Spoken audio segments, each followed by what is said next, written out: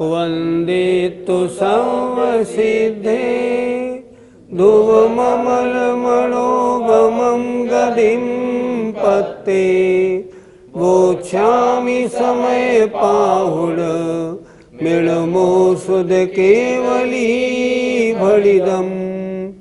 पंच परमेष्ठी भगवान की जय। पिछली ज्ञानशाला में हमने पढ़ा था, जैसे स्फटिक मणि अपने आप रंगीन नहीं बनती, उसी तरह आत्मा भी कर्म उदय के बिना राग द्वेष रूप परिणमन नहीं करती है। इसलिए इन राग दोष भावों का कर्ता आत्मा स्वयं नहीं है, ये तो अन्य के कारण होने वाले परिणाम हैं। गाथा नंबर 302 देखते हैं।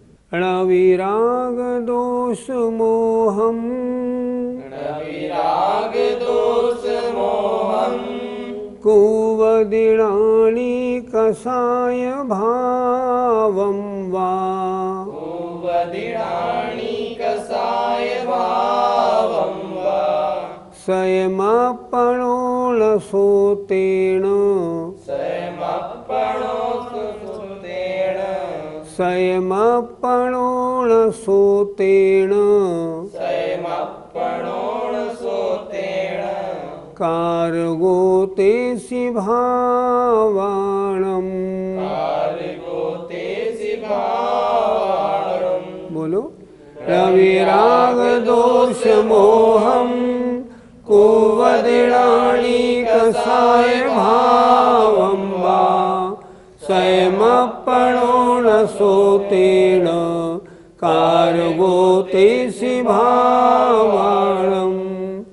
रविराग दोष मोहम कुवदिणानि कषाय भावं वा स्वयमपणोलसोतेन कार्गोतेसि भावाणम्। शब्दार्थ देखिए गाथा का। णवि ना तो राग द्वेष और मोहम, राग द्वेष और मोह को कुवदि करता है। कौन? णानी ज्ञानी। कषाय भावम, कषाय भाव को, अथवा स्वयं अपणो न, स्वयं निज रूप नहीं करता है, सो वह इसलिए तेसिम कार्गो भावाणम, तेसिम उन भावों का कर्ता नहीं है। नहीं है कहाँ से लिया? णा से नहीं है ले लिया। फिर देखें एक बात, ना तो राग द्वेष मोह को करता है ज्ञानी, न कषाय भाव को, अथवा स्वयं निज रूप नहीं करता है, ये मेरे हैं ऐसा नहीं करता है, सो तेण वह इसलिए तेसिम भावाणम कार्गो णवि, उन भावों का कर्ता नहीं है। अगर राग द्वेष मोह कषाय भाव को अपने परिणाम निज रूप मानकर करे तो उनका कर्ता बन जाए, लेकिन क्योंकि ज्ञानी की चर्चा है णानी की, तो णानी इन अध्यवसान या परिणामों को ये मेरे हैं, अपणो स्वयं, स्वयं निज रूप है ऐसा नहीं मानता, इसलिए वह ज्ञानी उन भावों का कर्ता नहीं होता है। अर्थ देखिए, ज्ञानी राग द्वेष मोह को अथवा कषाय भाव को स्वयं निज रूप नहीं करता है, निज रूप मैं इनका करने वाला हूँ ऐसा नहीं मानता है, इसलिए वह उन भावों का कर्ता नहीं है। पंडित जी, ज्ञानी इन विभावों को अपना मानकर क्यों नहीं करता? ज्ञानी तो शुद्धोपयोग में है और शुद्धोपयोग में इन परिणामों के लिए कोई अवकाश नहीं है। जब तक ज्ञानी ज्ञान में है तब तक ये परिणाम नहीं होंगे, और अगर वो इनको करेगा तो अज्ञानी बन जाएगा। इसलिए ज्ञानी राग द्वेष मोह आदि परिणामों को अपने रूप अपने आप में नहीं करता है। पंडित जी, लेकिन वह कुछ समय बाद अज्ञानी तो बनता ही है। शुद्धोपयोग का काल समाप्त होने पर नियम से शुभ भाव में आएगा, और जब शुभ भाव में आएगा तब अज्ञानी बनेगा ही, इसमें कोई शक नहीं। क्योंकि जब कर्म का कषाय का उदय नहीं है तभी तक शुद्धोपयोग है, और एक आध मिनट बाद जब कषाय का उदय आया तो शुभोपयोग बन गया और वो अज्ञानी हो गया। लेकिन उन परिणामों को ज्ञानी अपने मानकर नहीं करता। क्यों नहीं करता? ज्ञानी के तो ज्ञान है, उसने ज्ञायक भाव को अपना माना है, अन्य परिणामों को वह अपना मानता ही नहीं, इसलिए अपने मानकर कभी नहीं करता। वह शुद्धोपयोग के बाद शुद्धोपयोग का काल समाप्त हो जाने पर शुभोपयोग में आता है, पर उन्हें अपने मानकर नहीं करता है। पंडित जी, तो फिर वह शुभोपयोग में क्यों आता है? शुद्धोपयोग का काल समाप्त होने पर, निर्विकल्पक ध्यान समाप्त होने पर वो नियम से शुभोपयोग में तो आएगा ही, पर शुभोपयोग में स्वयं आता नहीं है, वो आ जाता है, ऐसा शब्द बोलना चाहिए। शुद्धोपयोगी कुछ समय बाद शुभोपयोग में तो आएगा ही, नहीं तो क्या अशुभोपयोग में जाएगा? नहीं जाएगा। लेकिन वो आता नहीं है, वह आ जाता है। पंडित जी, शुभ उपयोग पर आने पर ज्ञानी पने का क्या होता है? जब तक पुण्य और पाप दोनों से दूर है, अशुभोपयोग शुभोपयोग दोनों से दूर है, तब तक शुद्धोपयोगी है, ज्ञानी है, आत्मभाव रत है, स्वसंवेदन कर रहा है।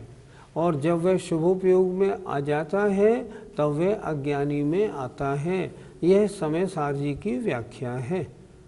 अज्ञानी क्यों कहलाता है? अरे ये शुद्धोपयोग से हट गया, इसलिए अज्ञानी हो गया। जब तक शुद्धोपयोग में था तब तक ज्ञानी था। अब अशुभोपयोग में आया या शुभोपयोग में आया तो क्या होगा? उसके बंद होना प्रारंभ हो जाएगा। जब तक शुद्धोपयोग में था तब तक बंद नहीं था। पंडित जी, क्या चतुर्थ गुण स्थान में भी ऐसा होता है? नहीं, ऐसा नहीं होता। चतुर्थ गुण स्थानवर्ती को तो यहाँ इस अधिकार में समय सार जी में अज्ञानी कहा है। वह तो राग दोष मोह कषाय भावों को करता ही रहता है, इसलिए उसके बारे में ऐसा नहीं कहा। ये तो ज्ञानी के बारे में ऐसा कहा गया है। पंडित जी, तो जीव को ज्ञानी कब तक माना जाएगा? जब तक उसकी आत्मा में राग द्वेष कषाय रूप अध्यवसान माने परिणाम नहीं है, कोई विकल्प नहीं है, आत्मरत है, तब तक ज्ञानी है। जहाँ राग द्वेष आदि कषाय रूप परिणाम आए तुरंत वो अज्ञानी बन जाता है। ये ज्ञानी अज्ञानी में अंतर है। एक मुनि महाराज ध्यानावस्थित पेड़ के नीचे बैठे हैं, परिणामों में निर्विकल्पता आई, शुद्धोपयोग हो गया और ज्ञानी बन गए। 10 सेकंड बाद शुद्धोपयोग हटा, शुभोपयोग में आए, अज्ञानी बन गए। 10 मिनट बाद फिर दोबारा शुद्धोपयोग में आए, फिर ज्ञानी बन गए। ऐसे ज्ञानी अज्ञानी अवस्था मुनि महाराज की बन सकती है। गाथा 302 का पद्यानुवाद देखें। सम्मोह राग करते नहीं रोष ज्ञानी, होते प्रभावित नहीं पर से अमानी, करता अतः नहीं कषाय उपाधियों के, साधु उपास जब है हम प्राणियों के। जब साधु उपास्य हमारे द्वारा उपासना करने के योग्य होता है, उस समय कैसा होता है? न मोह करते हैं, न राग करते हैं, न द्वेष करते हैं, और अन्य पदार्थों से प्रभावित भी नहीं होते। इसलिए वह कषाय उपाधियों के कर्ता नहीं होते हैं, आत्मरत रहते हैं। वे ही साधु हमारे उपासना के योग्य हैं। गाथा नंबर 303 देखें। अब रागम्य दोषम्य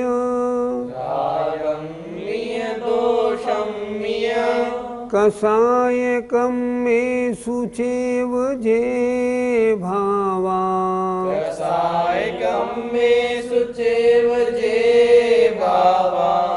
ते हिंदुपरिणममाणो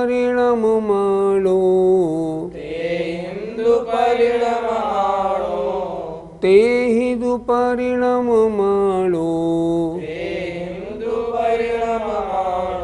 इस लाइन को ऐसे बोलो, ते हिंदुपरिणममाणो।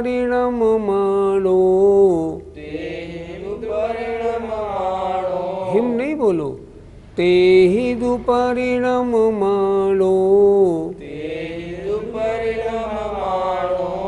रागादि बंधदि पुणोवि बोलो, रागम्य दोषम्य कषायकं मे शुचेव जे भावा ते हिंदुपरिणममाणो। रागादि बंधदि पुणोवि रागम्य दोषम्य कषायकं मे शुचेव जे भावा ते हिंदुपरिणममाणो। रागादि बंधदि पुणोवि। रागम्य, एक एक शब्द का अर्थ देखिए। रागम्य राग के होने पर, दोषम्य द्वेष के होने पर, कषाय कम्मेषु कषाय कर्मों के होने पर, चेव और, जे भावा और जो भी भाव है उनरूप, तेहिम उनरूप होने पर, परिणम मानो परिणमन करता हुआ अज्ञानी। क्या मतलब? कभी राग रूप, कभी द्वेष रूप, कषाय कभी कषाय कर्म रूप तथा अन्य भाव रूप परिणमन करता हुआ अज्ञानी रागादि पुणोबी बंधदी, रागादि को बार बार बांधता है। फिर एक बार देखें, राग के होने पर और द्वेष के होने पर, कषाय कर्मों के होने पर और जो और विभाव हैं उनके होने पर उनरूप परिणमन करता हुआ अज्ञानी, अर्थात जैसे भाव हुए, जैसे परिणाम हुए उस रूप परिणमन कर गया। जैसे कर्म का उदय आया उस रूप परिणमन करता हुआ अज्ञानी रागादि को बार बार बांधता है। उसके क्या होगा? जब भी वो रागादि रूप परिणमन करेगा, जब तक कर परिणमन करता रहेगा, उसके राग आदि का नवीन बंध होता रहेगा, उसका संसार और मजबूत होता रहेगा।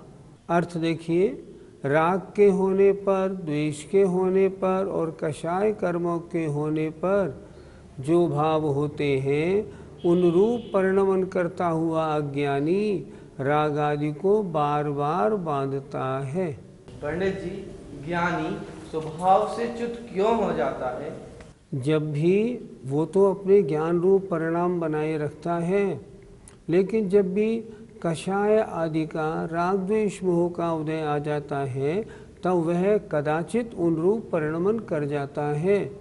करता ही हो ऐसा नियम नहीं, पर जब कभी उदय आ जाता है तो वह अनुरूप परिणमन कर जाता है और क्रोध करने पर क्रोधी, मान करने पर मानी बन जाता है। पंडित जी, फिर तो उसकी नवीन मन शुरू हो जाता होगा। जब तक वह जीव शुद्धोपयोग में था तब तक बंद नहीं था। अब शुद्धोपयोग से च्युत हुआ, कर्मों के उदय के कारण अगर शुभ भावों में आया तो पुण्य का बंध होने लगेगा, अशुभ भावों में चला जाएगा तो पाप का बंध होने लगेगा। जैसे परिणाम वैसा बंध। स्वभाव से भ्रष्ट आत्मा ने उनको स्वीकार नहीं किया तब तक ज्ञानी, बंध बिल्कुल नहीं, कार्य आत्मरत। और जब उनका असर पड़ा सोई अज्ञानी, कर्मबंध प्रारंभ, कार्य बहिरंग परिणति हो जाना। जहाँ पर परिणति में आए आत्म स्वसंवेदन छूटा और फिर शुद्ध उपयोग से भ्रष्ट हुए, बंध प्रारंभ हो गया। ऐसा होता है। पंडित जी, विपरीत निमित्त मिलने पर साधना ना छूटे, ये तो बहुत मुश्किल है। कैसे मुश्किल है भैया? सुनो, युधिष्ठिर महाराज के ऊपर उनके विरोधी ने लोहे के जेवर अग्नि में तपा तपा के पहनाए। क्या वो उनके हिसाब से अपने ज्ञान से भ्रष्ट हुए? नहीं हुए। क्या मुश्किल है? गजकुमार मुनि महाराज के ऊपर जलती हुई सिगड़ी सिर पर रख दी। क्या उन्होंने अपने को जलता हुआ माना? क्या वो अपने शुद्ध भावों से भ्रष्ट हुए? नहीं हुए। अगर शुद्ध भावों से भ्रष्ट हो गए तो क्या होता? जो मोक्ष मिला वो मोक्ष नहीं मिलता। लेकिन नहीं, भ्रष्ट नहीं हुए, साधना जारी रखी। उन्होंने मान्यता कैसी रखी? मैं नहीं जल रहा, जल तो शरीर रहा है, शरीर पुद्गल है, पुद्गल भिन्न है, मैं भिन्न हूँ। मैं तो कभी भी न आग से जलता हूँ, न शस्त्र से काटा जाता हूँ, मैं तो इन सब से दूर हूँ। मैं तो जीवात्मा हूँ, जीवात्मा न मरती है न जीती है। इसलिए इन सब उपसर्गों में भी मैं अपने स्वभाव में ही रमण करता हूँ, स्वभाव से च्युत नहीं होता हूँ। और ऐसे वज्रवृषभ नाराज सहनन के धारी महामुनि महाराज जो होते हैं, वो ही ऐसे कठिन उपसर्गों को सहन करके मोक्ष की प्राप्ति करते हैं। गाथा 303 का पद्यानुवाद। क्रोधादियों विकृत भाव प्रणालियों में मोही उदीरित कुकार्मिक नालियों में होता प्रवाहित तभी निज भूल जाता है कर्म कीच फसता प्रतिकूल जाता। क्रोधादि आदि विकृत भावों में, खोटे कर्मों में जब वो प्रवाहित हो जाता है, उनके उदय में उनके साथ बह जाता है, तद्रूप परिणमन कर लेता है, तभी निज भूल जाता। उस समय अपनी आत्मा को भूल जाता है और कर्म रूपी कीचड़ में फंस जाता है और प्रतिकूल माने उल्टा, पहले ऊपर जा रहा था अब नीचे गिरना प्रारंभ हो जाता है।